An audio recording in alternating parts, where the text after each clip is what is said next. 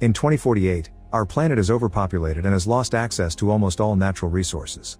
The government begins a program that will genetically modify 14 soldiers to go to Saturn's moon Titan to start a new civilization there. These 14 volunteers and their families are moved to their very own neighborhood and given luxurious technologically advanced houses. Former pilot Rick is one of these volunteers, and he brings with him his wife Abigail, who is a doctor, and their child Lucas. The head of the program, Dr. Collingwood, has lots of hope for Rick's development because when he was in the Air Force, he was shot down and had to cross the Syrian desert injured and alone without food or water for 3 days, which proves he's a tough survivor. Both Rick and Abigail are doing this for their son because they want him to have a future, but Abigail admits to Collingwood she's a little worried that Rick will get very sick. Collingwood confirms this may happen, but she doesn't need to worry because all Rick will need is proper aftercare. Once all the volunteers have finished moving, they have their first meeting with Collingwood to start the treatment. First, he does a presentation about the program, explaining how we've destroyed the planet and that Titan is the place to go next because it's the only other place in our solar system with an atmosphere and primordial ecosystem. However, it also has liquid methane raining into huge oceans and lakes they can't swim in and an atmosphere rich in nitrogen that they can't breathe. It's simply too cold to live in. This is why, instead of terraforming, they've decided to genetically modify humans to adapt to Titan's natural characteristics. One of the volunteers doesn't understand how the bodies won't reject the treatment, and while Collingwood explains the clinical trials were successful, he also admits there's no guarantee everyone will survive. The volunteer continues to question the program, but Rick shuts him up and tells him to leave if he doesn't like it. The volunteers come from all over the world and they were chosen because they all survived extreme circumstances. After the meeting is over, they are given card keys to have full access to the base and taken to the lab for their first shot out of 300 that they'll be getting for the next few weeks. Dr. Freya tries to explain what each shot is for, but Rick only understands half of it. Rick's family starts a new routine from then on, but it's nothing out of the ordinary. Lucas goes to school, Abigail takes care of the house, and when she's allowed to, she sits with Rick through the different treatments. All the volunteers become fast friends and they start to hang out together outside the base. Being neighbors allows them to throw dinner parties and barbecues all the time. Sometimes the conversations during these parties turn a little dark, like when one of the volunteers admits he's afraid that after the 2 years on Titan they agreed on, they won't be allowed to come back. One day, their barbecue party has extra amounts of drinking because this is the last time the volunteers are allowed to consume alcohol. In the evening, Abigail feels dizzy because of how much she drank, so Rick helps her go upstairs. However, he's the one that ends up falling as he begins to cough a lot, feeling like he can't breathe. Abigail checks on him and notices he's burning with fever and immediately drags him to the bedroom, where she gives him medicine and tucks him in bed, keeping him company for the rest of the night. Sometime later, Collingwood is very pleased with how the volunteers' DNA samples are progressing, meaning it's time for a big test. The group is asked to spend a long time underwater without an oxygen tank, and after the half-hour mark, only Rick and Tally are left, making a little competition out of it. In the end, Tally makes it to 39 minutes, but Rick manages to stay down there. In fact, he's so comfortable that he begins swimming in the pool. This shocks everyone because Rick isn't swimming like a normal human. He's going at a high speed while moving like a dolphin. In the evening, Rick shows off this new move to his son in the garden pool. Afterward, he tucks Lucas in, and the kid surprises him by bringing up his dead grandfather, who he sure would have loved all this. Then he joins his wife at the pool to get frisky in the water, but Abigail pauses things when she notices some black veins on Rick's body. Rick wonders what's wrong, but just like that the blackness is gone, and Abigail decides to ignore it for now. Some days later, the volunteers go through their first surgery. One of the wives named Ryan visits Abigail to let their kids play together, and she shares some of her worries. She confesses that she's terribly scared and that she doesn't think her husband belongs here, so Abigail comforts her by reminding her the volunteers will save humanity and most importantly, their kids. Rick comes out of the surgery in great health and returns home to continue spending time with his family. Abigail is happy to see him well, but she also worries about the potential side effects she reads about in the manual they gave them. Later that night, Abigail wakes up to find the bed empty. Rick turns out to be in the kitchen, putting some ice on his skin because he feels very hot. Abigail prepares a bigger bucket of cold water for him, and Rick challenges her to a little game. They both put their hands inside the bucket, and while Abigail has to take them out after a few minutes because she can't stand the cold, Rick keeps them there, confirming he can't feel the cold anymore. The next morning, they go for a run together, and they stop to admire a special spot by the road that has the most beautiful view of the area. Rick laments not being able to save the planet. The different experiments continue, which include running with masks that simulate Titan's atmosphere and swimming for long periods of time in freezing water.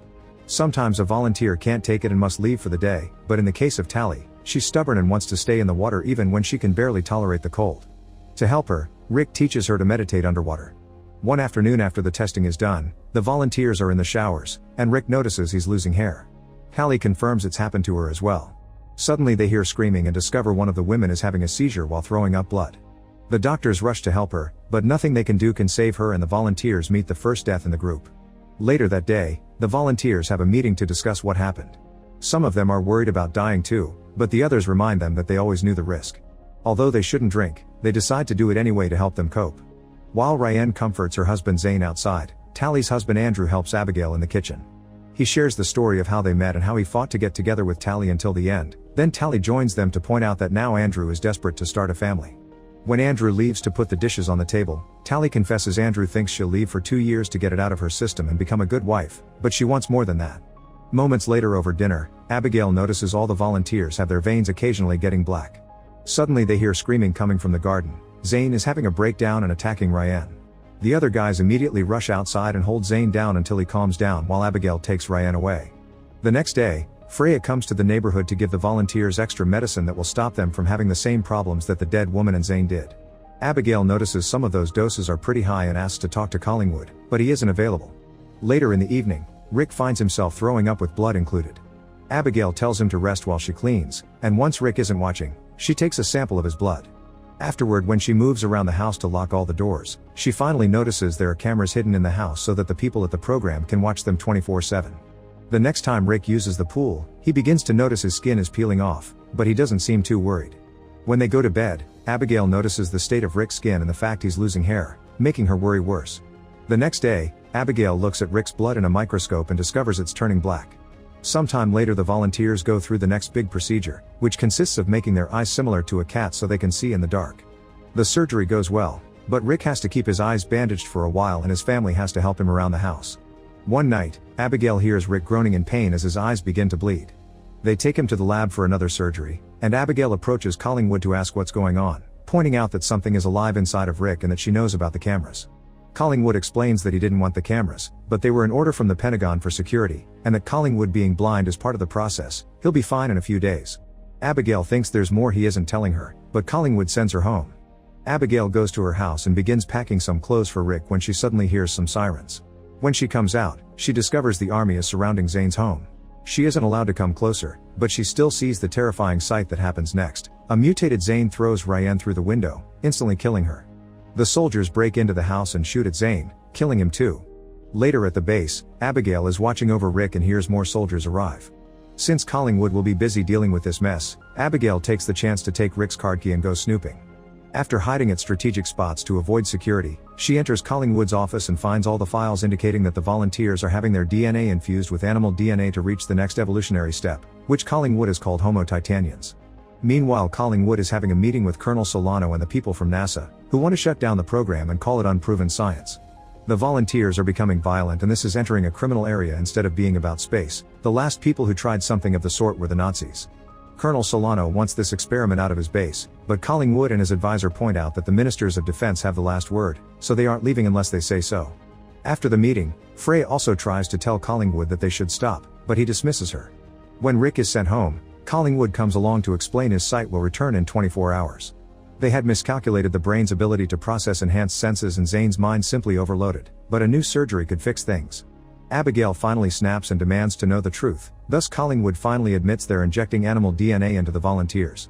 He can't guarantee that it'll work, so he understands Abigail's worry, but he also points out they've always known there would be risks. Rick needs to go through this new procedure to survive. Abigail hates hearing this and stays distant for a while. A day later, Rick removes the bandages and confirms his sight is fine. He also shaves his head to avoid having bald spots. When night falls, he discovers he can see every detail in the darkness and he's so impressed that he calls Collingwood to confirm he'll do the procedure. While the families stay home, all the volunteers are put through surgery, but there are lots of complications and most of them die. In the end, only Rick and Tally are left alive and healthy. The next day, Andrew, Abigail, and Lucas visit Rick and Tally, and they are shocked to discover they've become some kind of mutated creatures that only communicate through tactile contact and a low frequency that humans can't hear. Rick puts his hand against the glass that separates them, making Abigail cry, and her tears get worse when Collingwood gives her Rick's wedding ring. In a few days, Tally and Rick will be leaving for Titan, but meanwhile they're allowed to stay home. Rick has trouble putting on human clothes and when Abigail tries to help him, Rick accidentally hits her. He tries to check on her, but now Abigail's so scared of him that she can't help moving away from his touch.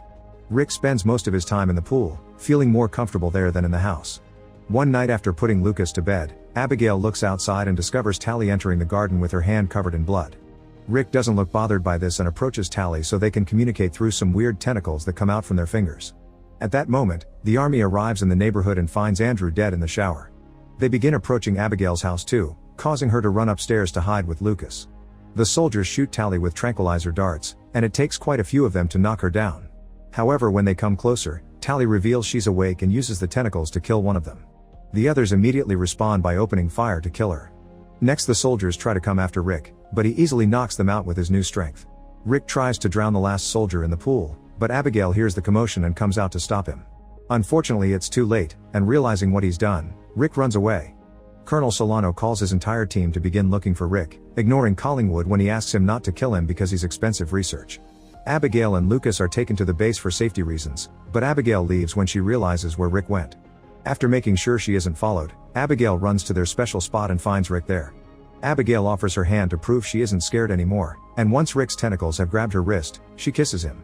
It's at that moment that the army helicopters find them and knock them out. Abigail wakes up later at the base with Collingwood by her side, explaining they had to hurt her for her own good. The Pentagon is shutting down the program soon, meaning they need to send Rick to Titan immediately, because Tally proved the Earth's atmosphere will either drive them crazy or just kill these new bodies. However, they can't force him to do it either because that may kill him too, so Abigail needs to convince Rick to go. Afterward, she's taken to see Rick, who is being kept inside a glass cage. Collingwood wants Abigail to give Rick a shot of quetiapine, which works as a chemical lobotomy and will erase all his memories. Abigail doesn't like this, but Collingwood explains it's the only way to make him leave. A soldier gives her the injection with the quetiapine from a drawer, which Abigail drops just to make him pick it up. Then Abigail enters the cage, and after exchanging a meaningful look with Rick, she gives him the injection, which knocks him out. When Abigail comes out, she asks Freya to come with her while a soldier approaches Rick to get him ready for the trip. However, Rick's only pretending to be unconscious and kills the man. It's then that Collingwood realizes Abigail grabbed saline from the drawer when the soldier wasn't looking, and that's what she gave to Rick. The soldiers open fire, but Rick just runs away and hides in dark rooms where he has sight advantage. Abigail goes to pick Lucas up and Freya guides them to an alternate exit, where they reunite with a heavily wounded Rick. Lucas and Abigail hug him to prove again they aren't scared, and Freya looks for some medicine, but suddenly all the soldiers show up. Collingwood asks the women to get away or the soldiers will shoot everyone, but Abigail refuses. Furious, Collingwood asks the soldiers to open fire, but Solano stands up to him and tells him he won't shoot two unarmed women and an innocent kid.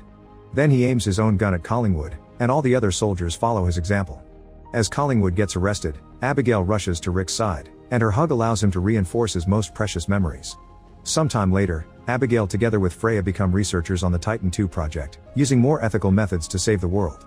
Meanwhile, Rick is sent to Titan, where he reveals his new body has wings and can fly around his new home. If you enjoyed this video, please give it a like, subscribe to the channel Recap Central HQ, and click the bell icon to stay updated with our latest content. Thank you for your support and encouragement.